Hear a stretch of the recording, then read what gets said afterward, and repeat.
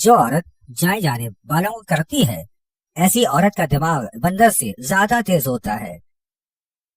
जो औरत कपड़े तब्दील करते वक्त ज्यादा वक्त लगाती है, ऐसी औरत हर काम में सुस्ती करती है। जो औरत नहाते वक्त पानी ज्यादा इस्तेमाल करती है, तो समझ जाओ ऐसी औरत शैतान की चेली होती है।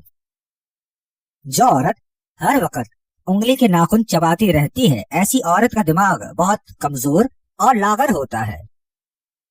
जो औरत कम सुनती है, तो याद रखो ऐसी औरत की नजर औकात से भी ज्यादा तेज होती है। जिस औरत की नजर कमजोर होती है, ऐसी औरत मर्दों को दूर से देख कर भी बखूबी जान लेती है। ऐसी औरत हमेशा कामयाब रहती है जो वक्त से पहले ही अपने बिस्तर पर सोने के लिए चली जाती है। जिस औरत के दांतों में फासला हो, तो समझ जाओ ऐसी औरत नेक और पारसा और धर्म दिल की औरत है। ऐसी औरत जो सोने से पहले बालों को कंघा करती है, ऐसी औरत शादी के लिए मुनासिब होती है। जिस औरत की हाथ की बड़ी उंगली का नाखून छोटा हो, तो समझ जाइए कि वो औरत मुस्तजनी करती है।